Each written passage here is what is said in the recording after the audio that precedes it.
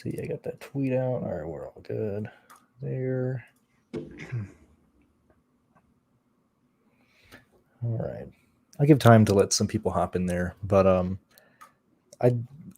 you and I are both on the same page of just play guys from the back, and I want to say, because I've seen the hashtag stack from the back on Twitter this week, and at least looking at the Xfinity series, I still think DFS Twitter and NASCAR Twitter is pretty much in a bubble, because the ownership in this race was pretty focused on, or at least on the Xfinity race, was focused on JJ Yaley and Chase Briscoe, whereas everybody else back there was either at low 20% ownerships or high teens. And so the whole stack from the back narrative, at least in my opinion, I think is still being blown out of proportion of the amount of people that actually do it.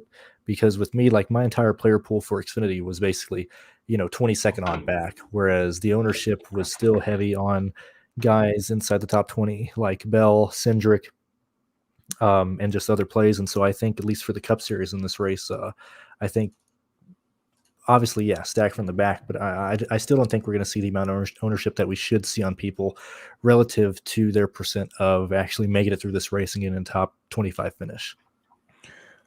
Yeah, when you like, and a lot of it, I think there's a lot of like public perception with drivers like Anthony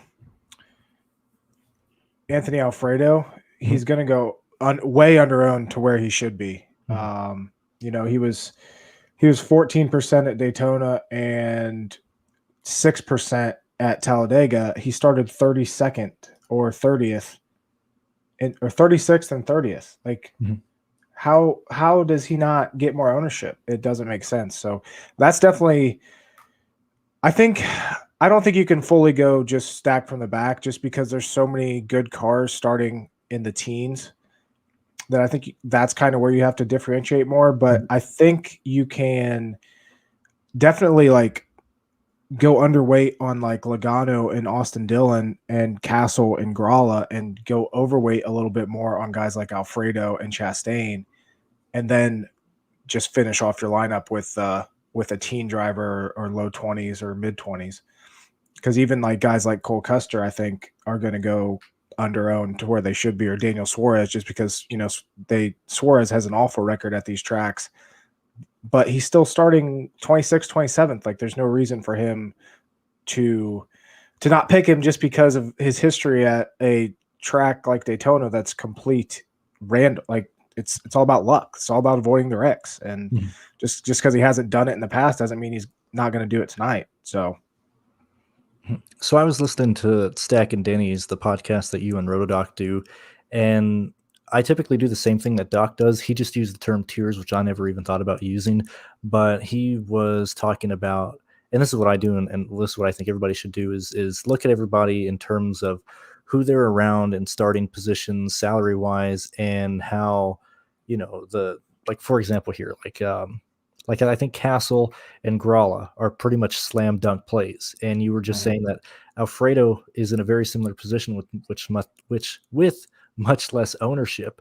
And in reality, all these guys should be pretty much at least evenly owned across all your lineups, at least in my mind. I don't know if you agree with that, but I kind of wanted to, at least in this video, or at least in this live show, kind of talk about the guys that I think you should own, and then look at guys that have just as much upside that people probably aren't owning. And so I kind of want to start with Gralla and Castle. I firmly believe you either go 100% on Gralla and Castle, or just fade them completely. Because if their ownership is at 50, say it's like at 50%, 55%, I think it should be higher, but I don't think it will be. If it's there, I think they have a good chance of both being safe plays, both working out, and both getting top 24 finishes, even without wrecks necessarily needing to happen. But if everybody's going to own them, like I said, I either want to be overweight or underweight on Gralla and Castle. Yeah, I don't see Gralla getting that high ownership wise, just because of his price.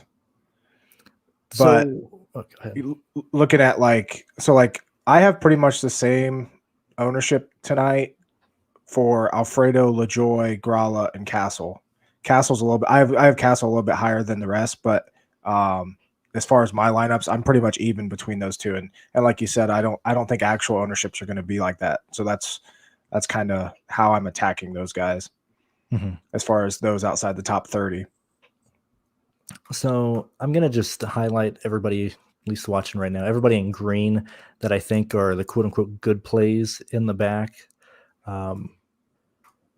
I would go here for these guys. Like, these are the guys that I think you should be considering right off the bat. Let me know if you disagree with me or anything, but these are the guys that I think should be getting the most ownership. Like, if everything was played out, not right, but like if everybody's making lineups the way that I think they should, these should be the guys that carry the most ownership in the back of the field. Yeah, I'm with you on that. I'm not sure Custer gets there, but everyone else, yeah. So I'm glad you said that too, because I was going to ask you, who do you think that I have highlighted in green here doesn't get the ownership that we think they should have? I know you were talking about Alfredo. I think Alfredo, and I think Chastain as well.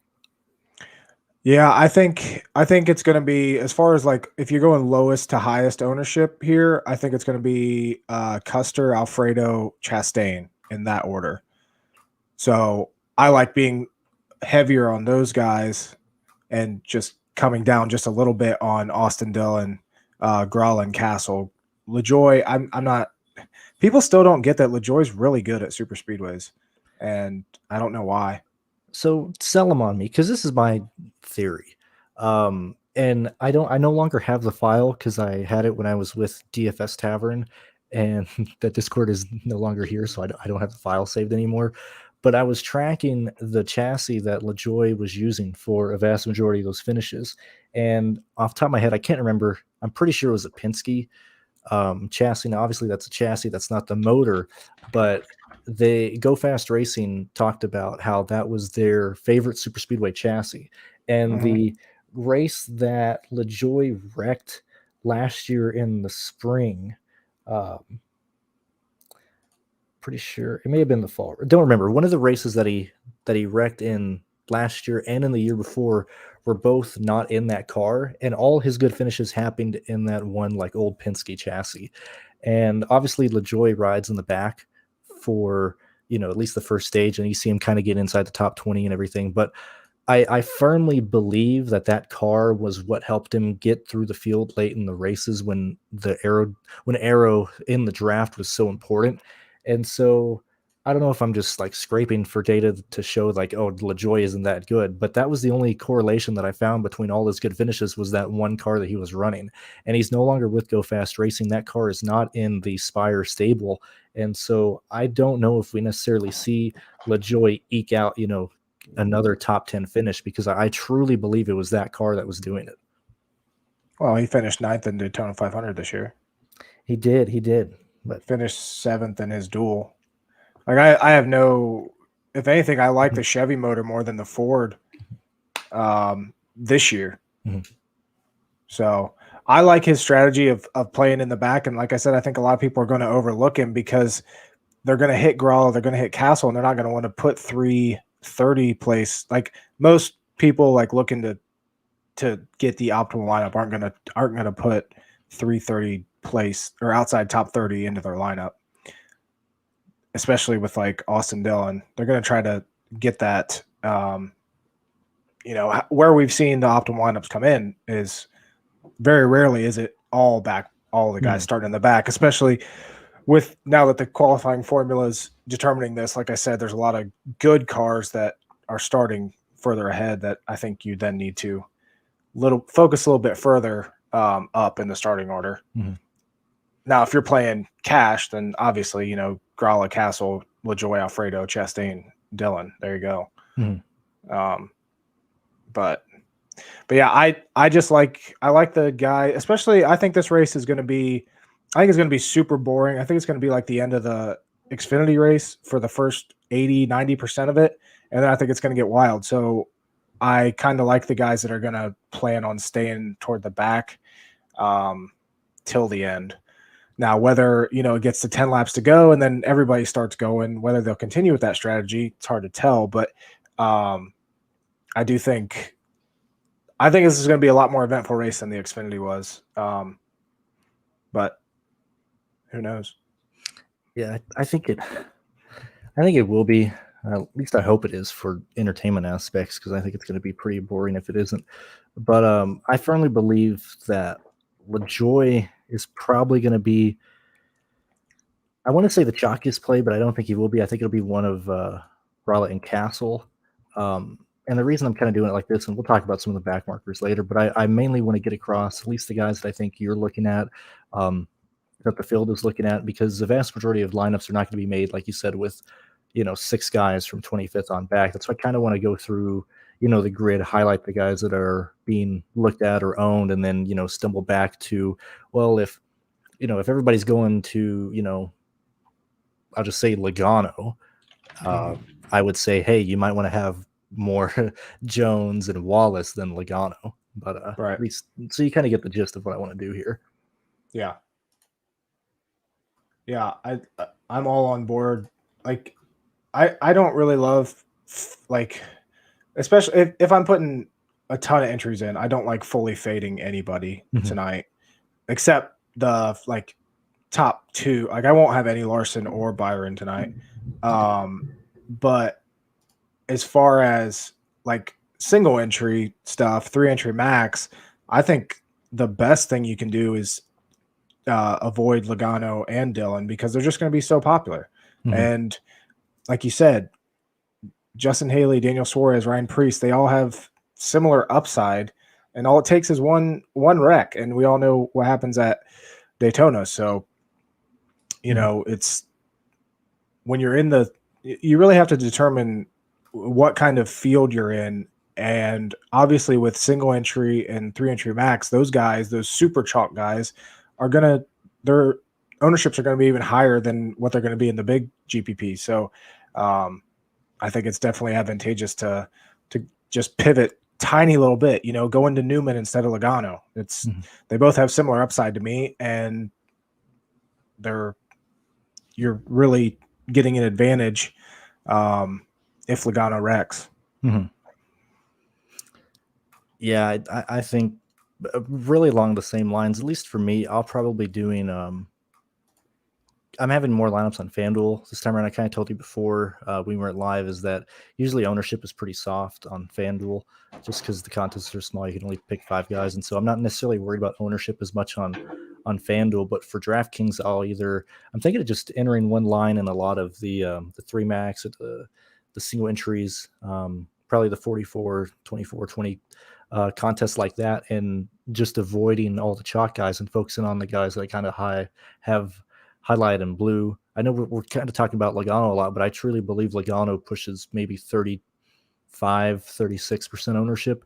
And in a plate race where I can get, Jones, Bubba, even Newman, and even Preece for probably half of that ownership, like I would much rather go there in single entries and 3 max.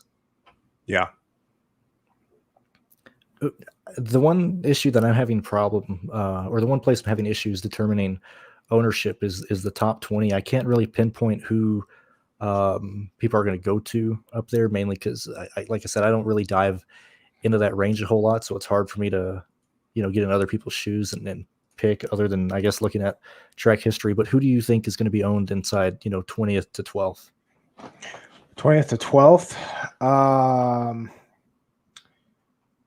I don't think any of them are going to go above like 16, 17%, but I think it's going to be Harvick is going to get a good amount, is going to be on that upper edge of about 16%. Stenhouse, he always grabs ownership, and McDowell, just because of his performances, both at Daytona and in the past, and the win, and he finished 3rd at Talladega. So there's going to be plenty of people that just blindly throw him in there. Yeah, I think I want to add Keselowski to that. And for those that are watching, obviously I'm putting chalk here. I'm not saying these guys are going to be like super chalk. I'm just highlighting it here for me to visually see who's around him that isn't going to be on. But I think Keselowski is the other guy I'd throw into that as well. Yeah. I got Keselowski about 20%. I'm sorry, I was going through 12 through 20. Yeah, but then I said Harvick. Yeah, no, you're good. But and so here I'll zoom back in, but I always like doing this just to see. That's a little bit too much, but just to see, like these are the guys that are the main. Let me highlight these two real quick. when you look at it here, like you see how many people that I either don't have in green or that I don't have with the chalk by their name that you could easily use. Like I think there's too many people that kind of get tunnel vision and just play the guys that we see highlighted in chalk or green. And like that's their pool where, yet again, this is a plate race where anybody can wreck. Like you really need to open that pool up to way more guys than just what you're used to playing. Yeah, it's such a different mind shift going to, especially like guys that just kind of play casually. It's such a mind shift, and you see, and just like people, having the mindset of automatically using all salary cap, like you just don't. Very rarely it is a lineup that uses a full salary cap optimal. It's just it doesn't happen. Yeah, and so for me on plate races, I know the optimal thing is to do 3 guys starting from 30th on back, or at least 2 guys in the 30s. Probably 2 to 3 guys in the 20s. I still just personally build off of ownership and usually just play the the Rick Ware guys, the guys that are ugly plays, inside the 20s, like a Priest makes a ton of sense to me today because I don't think anybody's going to use them. Same thing with Suarez, and then obviously these back markers, and so that's usually my main focus of those guys. Just because if I can get Garrett Smithley at 7% ownership over Alfredo at like 27, or Joey Gaze at, let's say 15. It might be higher, might be lower. I'm just throwing this out. Whereas Kaz Grala might be like 34. Like I'll just take the ownership. And if those guys wreck, and certainly because the Rick Ware guys aren't going to be there racing up until the very end, like if anybody wrecks, that's just free spots for me. And if I can get 10 spots from David Starr, 8 spots from Joey Gay, 7 spots from Balicki, like I'm perfectly fine with that. And typically, if you play backmarker guys and you don't have anybody inside the top 20 that wrecks, or anybody in your line that gets like even -2 points, you're most likely going to be at the very edge of the cash cutoff by just doing that. And if the race really gets crazy at the end, then you usually end up winding up in the green on in these contests. And so that's personally how I do it. I know you're aiming more for the optimal, but for me, my pool would mainly focus on like 25th on back. Yeah. So yeah. I can't say I have a ton of back markers tonight. I understand the strategy, but at the same time, I definitely don't see 2 of them getting into the optimal. So yeah, I kind of I try to differentiate myself with, like I said, like Alfredo instead of Castle or something like that. So what's your opinion on David Starr? Because I'm seeing a lot of people this whole week. They're mad that he's 6,200. They don't understand, or they're frustrated at the price point that DraftKings gave him. I think David Starr should be right where he's at personally. This MBM car has shown up to the last 2 super speedways, ran the entire race. Obviously, it had Timmy Hill in it, but in the race, they've either been 32nd under green or 29th under green. Last fall, we saw Timmy Hill inside the top 20 with 30 to go. He had the Trump car, which I think that's kind of why some people didn't remember that he was in there, because they were like forcing that out of their head. But Timmy Hill ran well at Talladega in the fall last year. He didn't qualify for the 500, and he was running decent at the Talladega race this year. We just didn't really have a wreck fest. We didn't see him really get up through the field. But I'm perfectly fine with David Starr. Like, personally, I'm going to have a lot of David Starr tonight, which, if some of you guys remember earlier this year, like I said the same thing about Derek Cope. Like, I wanted to be overweight on Derek Cope because nobody had him. Sure, he blew a tire, finished last, didn't give me any negative points, and still outscored, I think, 9 or 10 drivers because that big wreck happened where it took a lot of the field out in the 500 this year. And I think Starr is in the same situation. Yeah, I'm just looking up the number. So Timmy Hill finished 15th at Talladega last fall. So as far as that situation specifically, I love it when people are finding a reason not to play the guy that's starting dead last. Like, that's music to my ears. I'm with you on it. I don't care about the price. Like, price means nothing. This is all about starting position and upside. And is it possible he wrecks? Yes. Is it possible that car isn't good enough to pass anybody under green, yes. But same time, if half the field wrecks, David Starr is probably going to get through it because he's going to be half a lap back. And like you said, it's free points. Again, I don't see David Starr getting in the optimal. Like I think he did in Xfinity, didn't he? He started dead last and finished 12th. Yeah, he started 32nd or 31st, finished 16th, I think, or 14th. Yeah. Yeah, no, he got a top 15. Yeah. I don't think that car is good enough. I think that's a better car in Xfinity, but yeah, you really can't, like it's same with Joey Gase. Like that's a good enough car the Gase is a good enough car to stay with the pack at least. So yeah, like I said, if you if a lot of people are saying, David Starr costs too much, this is all about game theory. He starts dead last. If this is as wild as we think it's going to be and he avoids the wrecks, he's going to be a solid point scorer no matter what he costs. So the reason I was kind of, goo goo gaga over Gralla and Castle is because for me, if I was going to play more guys in the top 25, it just seems to me like I play David Starr, Landon Castle, Kaz Gralla, and then I play people like Austin Dillon, like Cole Custer, like Newman, like Keselowski. Like that's the type of build that I think you should go. And I don't necessarily think a lot of people are going to do that, especially if you think only people are going to use one or two of Castle and Gralla. And I like those three guys. I like the last three guys in this race a lot. Mm-hmm. Yeah, I'm with you there on Gralla and Castle. I'm not too high on Starr, but that's just anything can happen. What do you think Gralla and Castle come in at ownership wise? I got them projected like right around 30. Mm-hmm. I think it's going to be a little higher than that, especially Castle. I think Castle's going to come in higher than Gralla, just because of the price difference. Interesting, very interesting. So, like, to me, if it's 30% on him, then I would just lock him in. Like, yeah, I seriously think they should be like 60% owned. Mm-hmm. And if I knew it wouldn't be anywhere near that, I would just play 100% of both those guys. It definitely doesn't help that like Castle just doesn't have a good reputation though.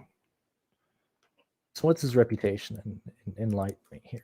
I mean, he's always been a back marker, and like people that don't realize that the car that he's in is actually pretty decent are just going to. It's the same with like Alfredo, and people think that he wrecks every week and he's junk. Mm-hmm. He's the same freaking car that won the Daytona 500 this year. Hell, Alfredo was in the optimal for Talladega. Like, it's just weird how public perception plays such a role mm-hmm. in these cars and these drivers that that should be good plays. So if we go back and look at Castle's run at plate tracks back, 2019, 2018, 17, his worst finish is 34th twice. He has a 31st place at Daytona in the fall of 2016. But outside of that, 14, 22nd, 28th, 29th, 21st, 11th, 19th, 16, 2 24ths, and a 23rd. Like, for me, Castle is just, I'm giving him like 13 place differential points just right off the bat. I think mm-hmm. Castle is one of the smartest guys out there. Like, he understood how to race these cars back when he was in that Anthony Alfredo car, 5-6 years ago. Like, he would take care of the car, be there at the end. He did the same he does the same thing in Xfinity. Whenever he's in the cars at plate tracks, he's very methodical. He stays out of trouble and he knows when to push. Like, I think Castle's a great play, and Gralla the same thing. I think Gralla's 6th place finish at Dega might push his ownership higher, but I don't know. I need to stop talking about these guys, but I do think that's the first point to look at this week, is if they're not as owned as they should, I would just play a shitload of these two guys. Mm-hmm. Let's see. So what else do you want to bring up or talk about? Because I think this is, the basic, beginning, or, right. We've determined where ownership is. We've determined, kind of the guys that I'm looking at, the guys that you're looking at. Are there any plays or I don't know, any type of lineup construction or maybe contests that you prefer at plate races that you don't normally play regular weeks? I don't play as much on plate tracks usually. But I still stick to my normal. Like I play high dollar. That's what I stick to on most stuff. Let's talk about like the top 20 start, like the 11th through 20th. Who do you like in there the best? So let me look at my notes real quick. I like Bowman probably the most because he's part of the Hendrick stable, and we've seen that they're going to run up front this entire race. Like that's how Hendrick races the plate races, and he's pretty much starting the farthest back of the Hendrick where he is because Chase is fifth, and then you got Hendrick on the pole. They're going to be quick, and I like Bowman probably the most of that. Bell would probably be second, same thing, because we see the Joe Gibbs guys used to hang back. Like Kyle used to hang back, and I think he does more in the 500 because it is the 500. But we typically see Joe Gibbs and Hendrick running up front. Same thing with Penske, but at least inside the top 20 would probably be Bell and Bowman for me. I can make I love this range tonight. This is where I'm spending a lot of because like I'm pretty much just doing chalk place differential and then trying to differentiate myself here. I like Eric Almirola tonight and Chase Briscoe, and I don't really have substantial reasons for it. Like I'm with you on Bell and Bowman, but I think they're going to get a little bit higher ownership than Briscoe and Almirola is. I think Bubba Wallace is going to get talked up too much. Still, I think he's a decent play, but yeah, I'm for some reason Briscoe is sticking in my mind, and then Almirola, he's another one of those guys where he's sucked all season, and people are going to be hesitant to play him because of that. But he's starting 19th. He's won both here and Talladega, and he's priced high. That'll keep his ownership down too. So the odd thing about that is I think he still carries, at least Almirola, that is. I think Almirola still carries that perception of being optimal and being stupidly consistent, because specifically at Talladega, he went nearly 4 years without being involved in a wreck at Talladega. And it was pretty much every other race at Daytona that he'd end up getting a top 15 finish. And if everybody's still looking at finishing positions or recent track data from the plate races, you're going to see Eric Almirola and Corey LaJoie and Logano pretty much at the top of the consistency ladder. And so that would be my only kind of downside to Eric Almirola, is because I do think he draws ownership as well. It's certainly possible. I just personally don't see that. Are you focusing anything on fastest laps?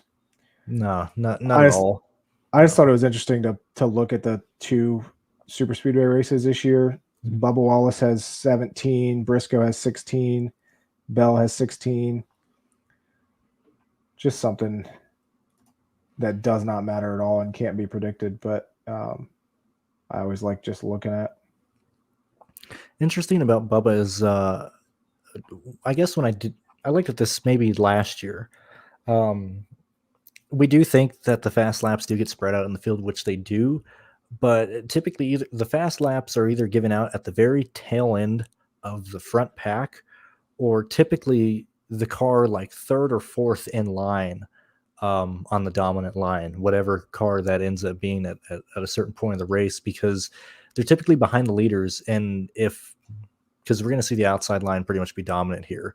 And so I don't know why I'm really ranting about this, but I think the fast laps are going to be distributed between probably the fourth car on the outside line tonight, if they're battling the inside lane, just due to the momentum, or the last car in line. Like I think that's pretty much where the fast laps are going to go. And so I think the reason why Bubba has that many is because recently, at least especially in the 2311 car, we've seen him racing right up there with Hamlin, and the Joe Gibbs car is basically trying to lead laps the entire time. And so I think that's why Bubba has those fast laps, because we've constantly just see him trying to fight for the lead pretty much through the entire race.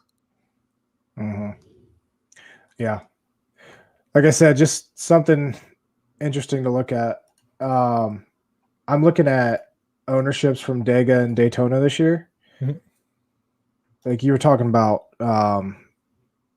Gralla and Castle, should be super like 50%.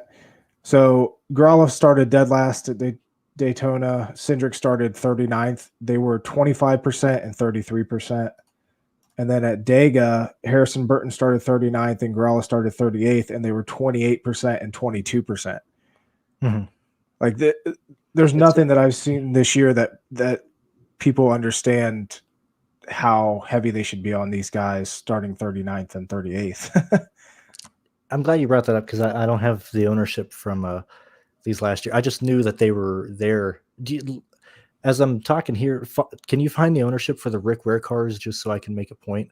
But like I really do think that Gralla and Castle should be if everybody was playing this correctly, if everybody was really doing the whole hashtag stack from the back, and if that had the pool that people are assuming it does, they should be higher owned. And I don't think they will be. Like I think they're both under 40%. That's why I'm happy to go 100% on them, because I think that's how important they are to either building a good lineup or the optimal line, and they're not being owned as much as they should be. Yeah. Was Derek Cope in a Rick Ware car at Daytona? He was in Starcom, but it still can't. Or 15, yeah. So what was Cope at? So he was at like 2% ownership, right? Cope was at 0.69%. Okay.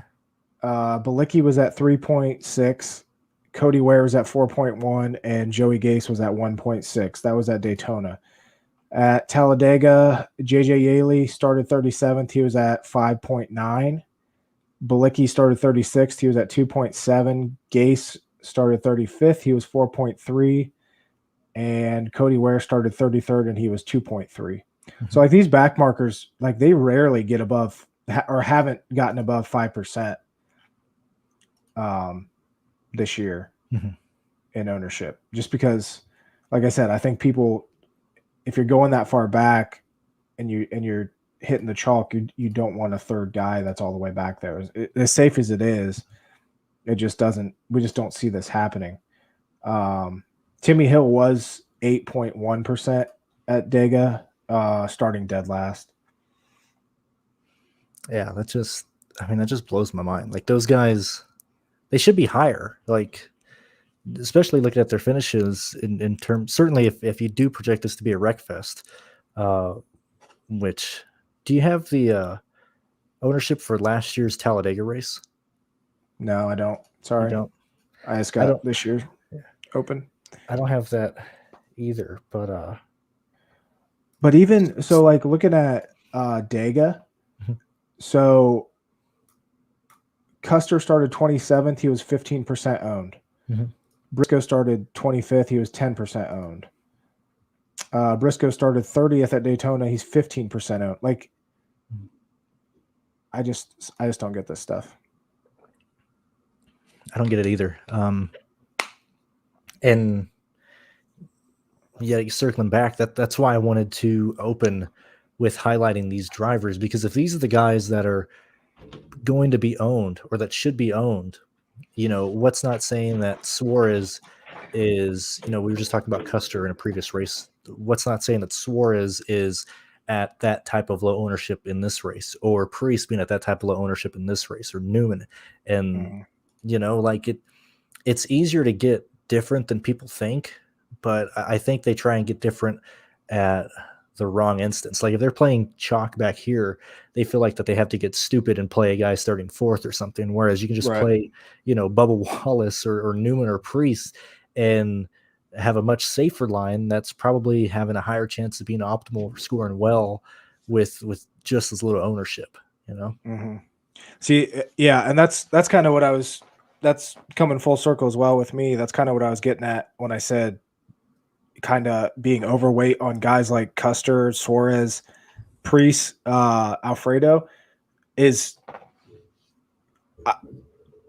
because most people still aren't picking these guys, obviously. And like I said, I just don't see the Rick Ware cars being in the optimal. So that's kind of what I was trying to explain there over 30 something minutes. Yeah. Was just that's why I choose to differentiate myself among the legitimate cars as opposed to the back marker cars. Not that I think that taking the back marker cars is a bad strategy. It's obviously a very safe strategy, but if I'm going to do it, it's going to be those guys in the mid 20s and getting off the Logano and the Austin Dillon. Yeah. Which I'm glad we finally got there. I'm glad we're on the same page of being able to explain. It took us only 40 minutes to get to our explanation, but I'm glad we finally got there. Yeah. Yeah. Who are the people that you just like don't trust at all in this race? Like for me, and I guess this is kind of going to who I think is going to be dumb and cause a wreck. Like Matt DiBenedetto just seems like a no for me. And Dylan right now just seem like the two guys that I don't want to have any interest in at all. Like I feel like these are the guys most likely to do something stupid trying to win the race, which can be said for anybody, but I think it's these two more than anyone else. Yeah, I'll agree with that. I mean, just like as a general rule of thumb, like Truex, anybody in the top 9, really. The only guy that I kind of trust up there is Denny Hamlin, maybe a little bit Ryan Blaney, but even then, I just don't. I think Hamlin's going to come in at like 25, 22% ownership, and I just don't. I'm not going to be anywhere near that. I can guarantee that. As far as wrecking the whole field, I think DiBenedetto has to be the number one option there. He's going to be driving like an idiot. I don't know if Reddick will or not. Reddick kind of disappointed me last week at Michigan. Like, what are you doing? Austin Dillon wrecks out, and you can basically guarantee your unless Austin Dillon wins or someone else that doesn't have a win, you basically guarantee your playoff spot. And I get it. He's trying to win, but oh man, that was just dumb. Yeah. A situation where it's your teammate. So you don't want to be like, oh, I hope they wreck or something, but a perfect situation where he wrecks, he's going to finish dead last.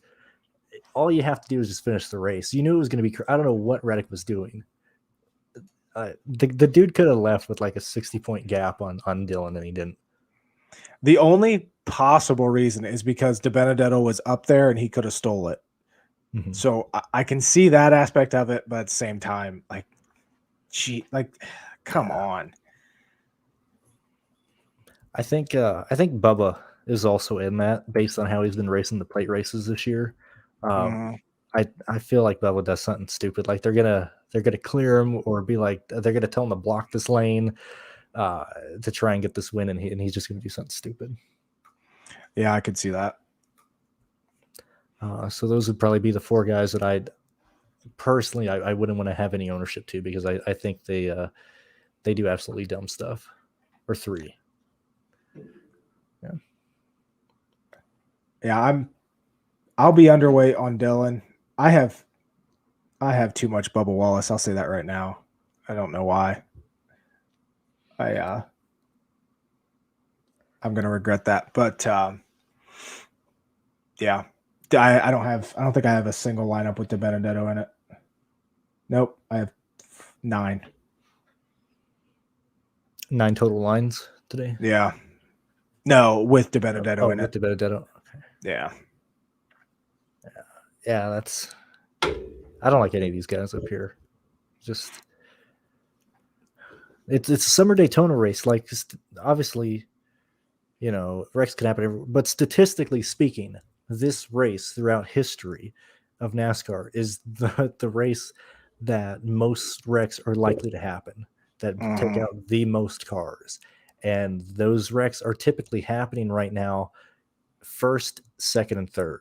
That's where the wrecks are happening. It's the leaders wrecking. It's not people wrecking in the back anymore. It's the leaders wrecking constantly in recent memory. And God, I hate the idea of playing anybody inside the top 15, to be honest with you. Like entirely? Yeah, like entirely. Like for Xfinity today, because I approached Trucks Xfinity Cup the same way. The highest position I had ownership to today was 17th, and that was Josh Williams. Whereas I had 18 lines of everybody 17th on back, but I didn't touch 16th forward. Do you think this race is will be a little bit more calm than normal if it's tomorrow? And you don't have the darkness to deal with? What, like they can't see in the dark? Well, I don't know. I don't think it really changes that much because the temperature swing won't be as drastic as we might think it would be, and so I don't think it's gonna hurt a lot of the setups. And if this is a race where over half the field views it as win or wreck, I think it still gets crazy at the end. And I do think we go into overtime regardless if it's ran tonight or tomorrow. Yeah, I think the first part of this race is going to be so boring and follow the leader, and then maybe a small wreck here or there, but I think it's going to be the last 15 laps will be when we get one or two big ones. I think it depends on who is up front at the end of the first stage. Like if for whatever reason both Reddick and Dillon decide to race for points, it might get stupid. If we have Reddick, DeBenedetto, Dillon, and Bubba in the top 10, entering 4 to go on the first stage, there's a chance it might get stupid. But if it's, all Hendrick, all Penske, all Joe Gibbs, and those guys are kind of locked out of getting stage points, then I don't think it gets crazy. That's how I would look at it. Yeah, like going back to Daytona 500, before the rain, they got a little crazy. And after that was the most boring Daytona 500 I've seen in a long time.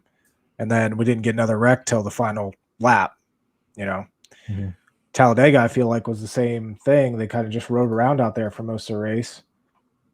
And there was, one big wreck, if I remember right? Yeah.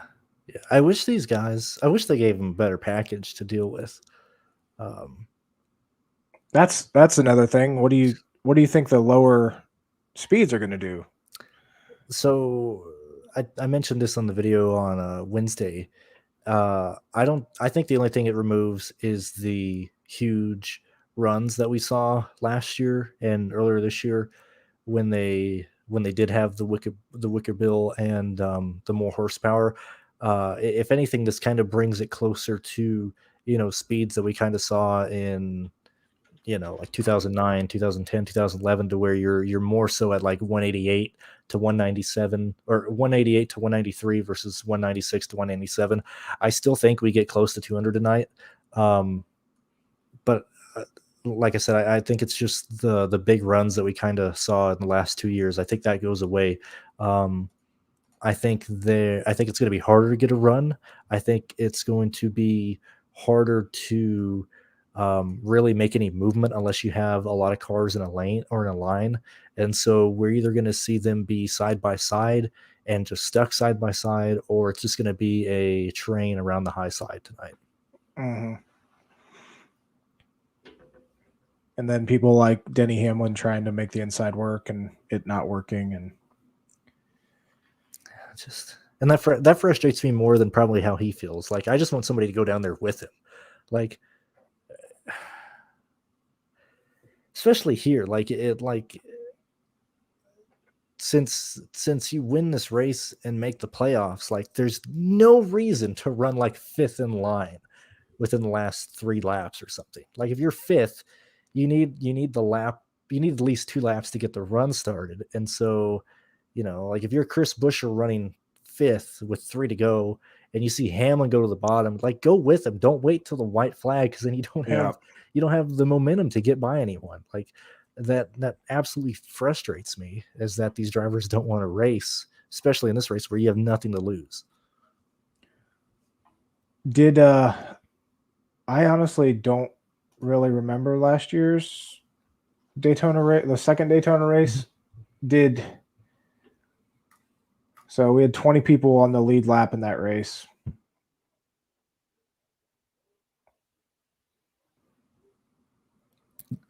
I think they did the same thing. I haven't looked at it back, but like Byron won in a race where I thought they should have wrecked at least 3 times within the last 2 laps, because they kind of just rode until they had to make something happen.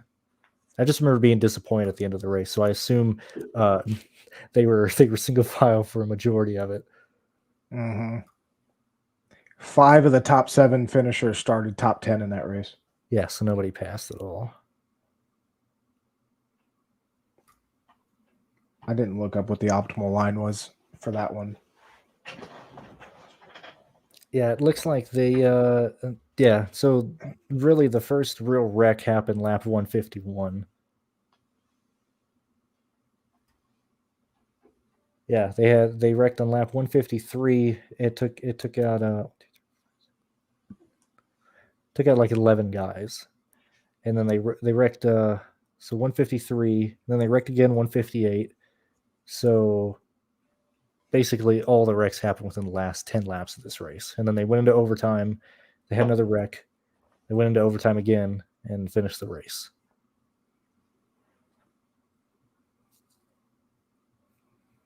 Yeah.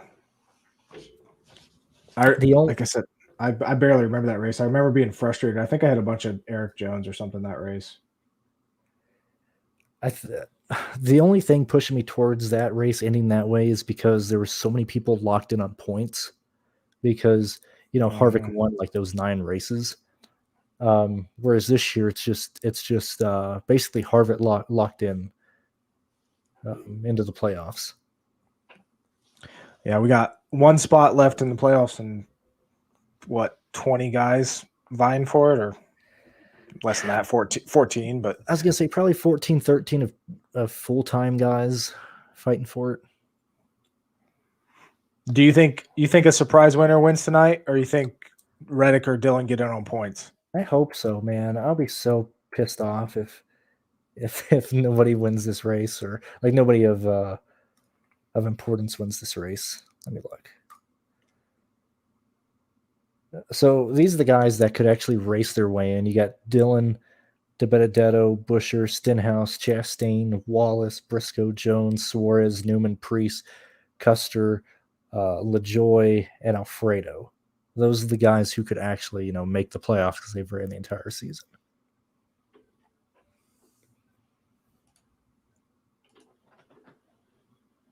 I want to see who do you want to see get in if a surprise winner comes out tonight? For like a meme, or like an actual guy like, get in? Who do you actually want to see get in? Probably Suarez. Yeah. Like I think it'd be hilarious if Alfredo won it, and then both front row cars get eliminated in the first round of the playoffs. I want to see. I'd love to see like a Corey LaJoy get in, or something like that. But I've said since the beginning of this week, I think Bubba Wallace wins it, and I'm going to stick with that.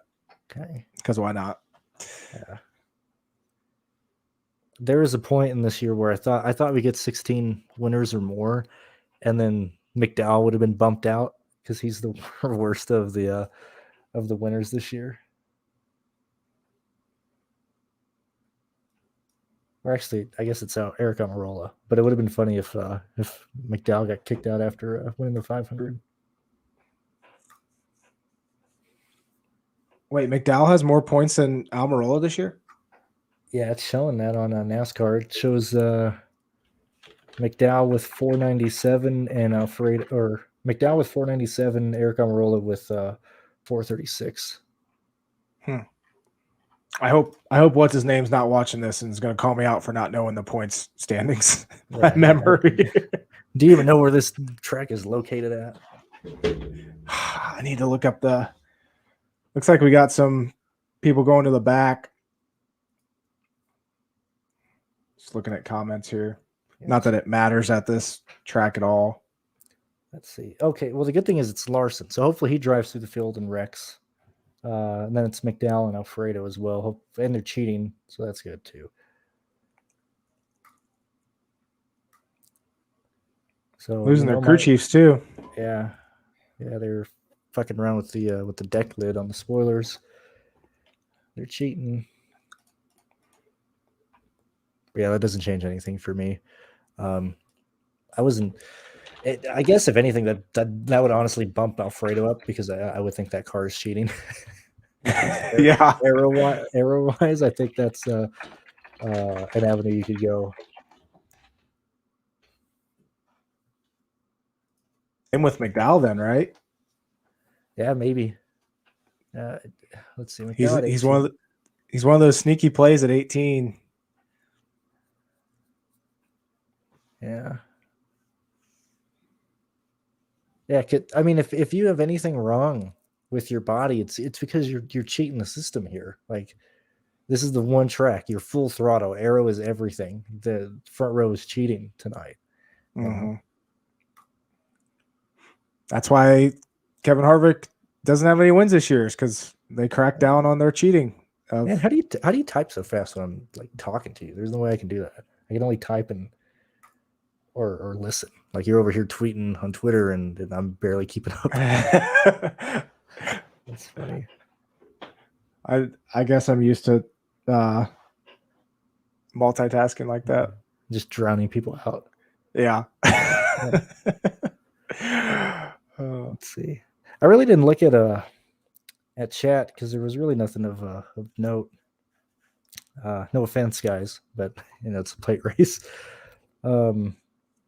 I kind of already talked about it. I didn't like anybody inside top 15. I already like the punts in the back. That's just me personally. There's a question from the beginning about Hamlin.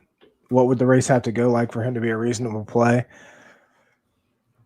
He's going to need to win, and he's going to need to lead 50 plus, I'd say.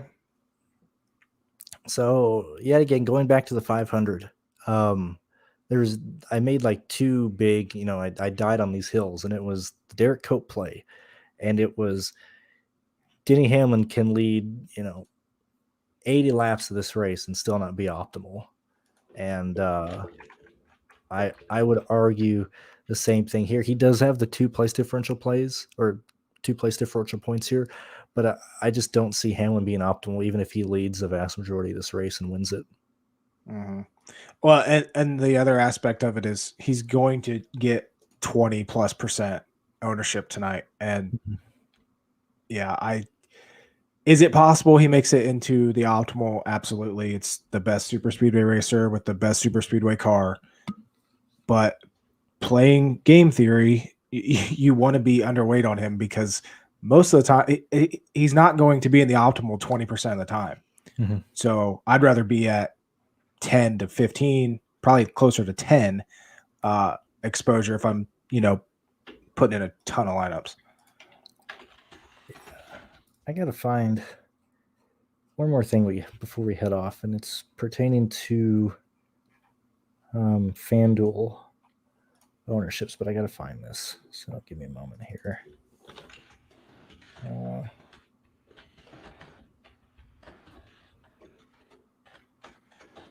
Let's see where we at.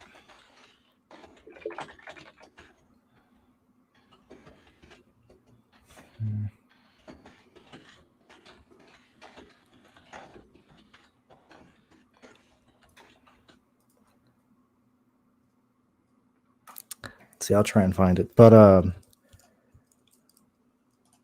so what are the vast majority of your lineups? Like 2 or 3 guys in the 30s, 2 or 3 guys in the 20s, and then 2 guys in the teens, or what are you doing?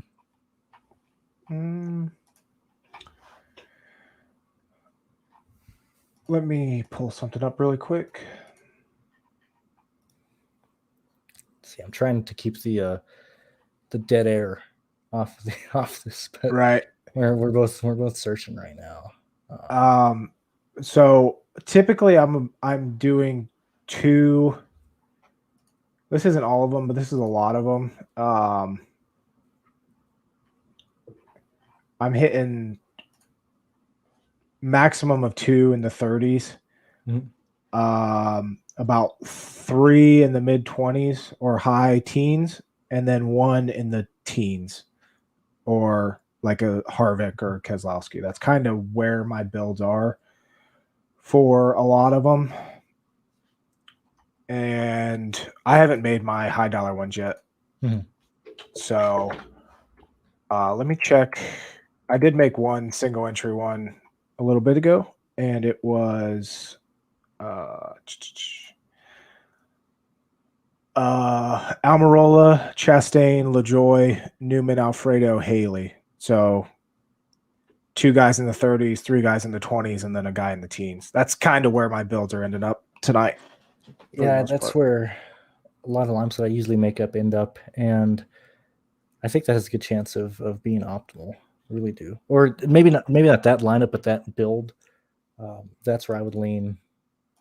Did you see my tweet about I always have my dog pick out a lineup? Like I'll cut all the drivers out. Yeah, I saw that. Perfect 50K. Like, what are the chances of that? Okay. Yeah, I mean, you got to play that lineup at least. And I did. I put it in the big one. Like, it's honestly not an awful lineup.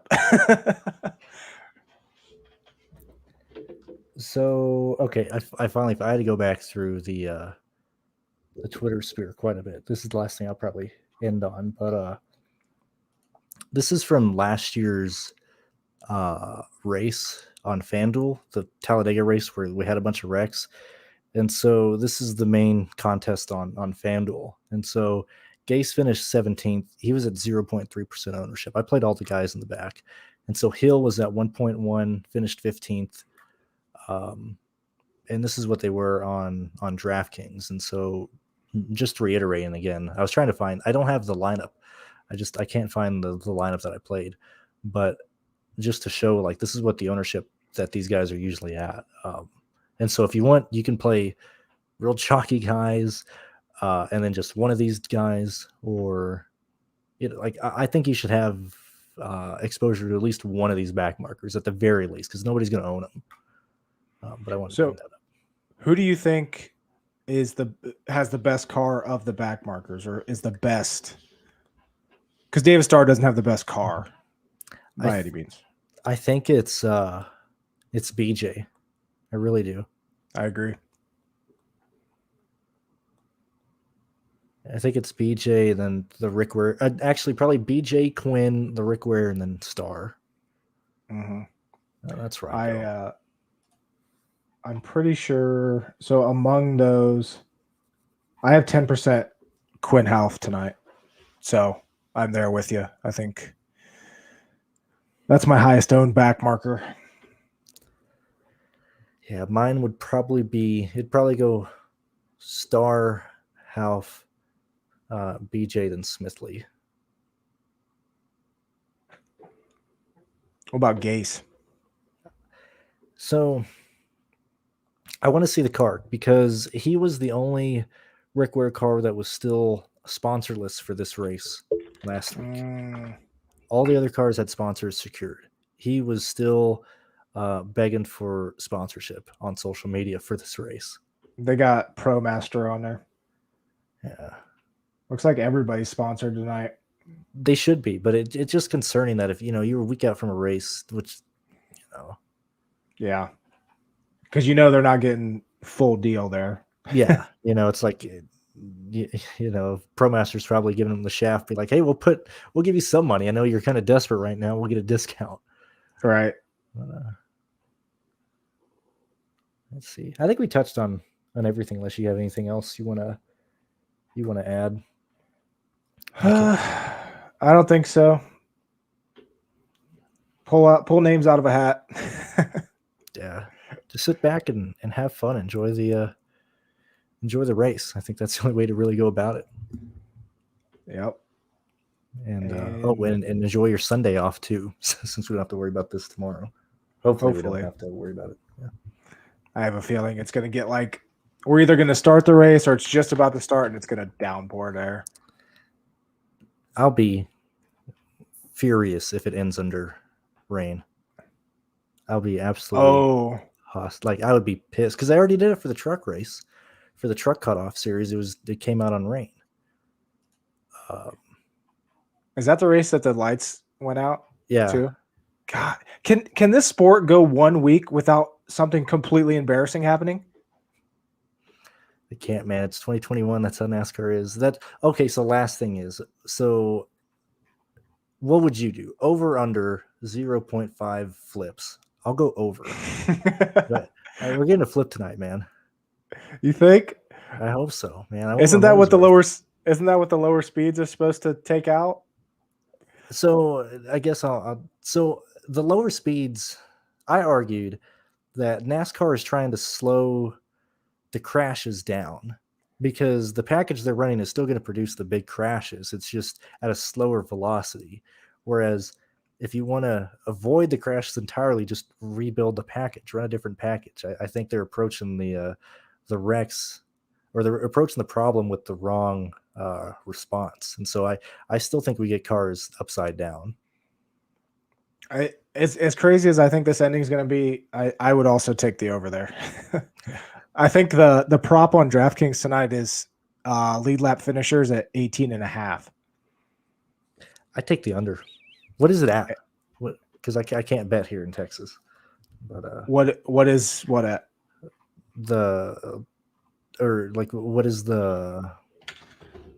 What's the favorite on that bet? Or like, I'll look it up real quick. Yeah. I will note that so over the last 7, the lead lap finishers have been 11, 19, 17, 18, 14, 13, and 10. Yeah. That's why I would just slam the under on that. And I agree. And now I can't find it.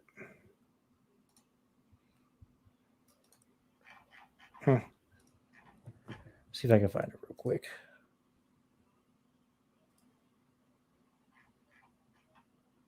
Let's see. Other sports. Let's see.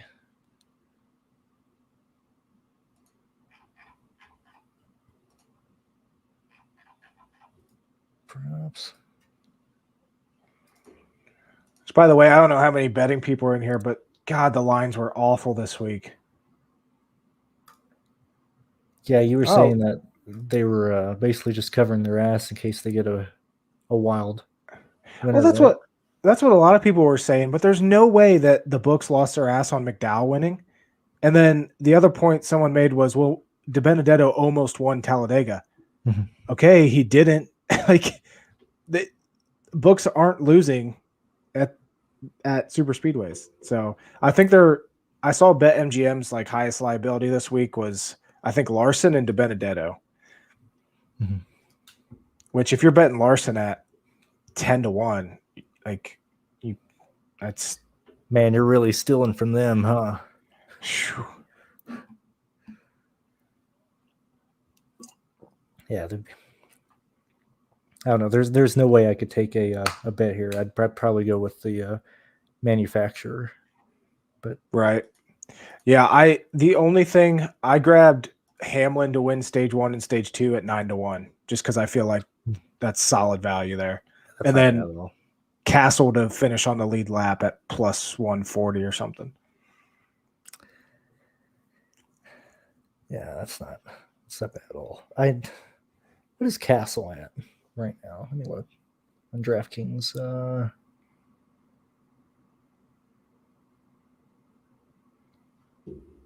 It is Castle's 500th start tonight. Yeah. He's gonna win this thing. He's gonna win it.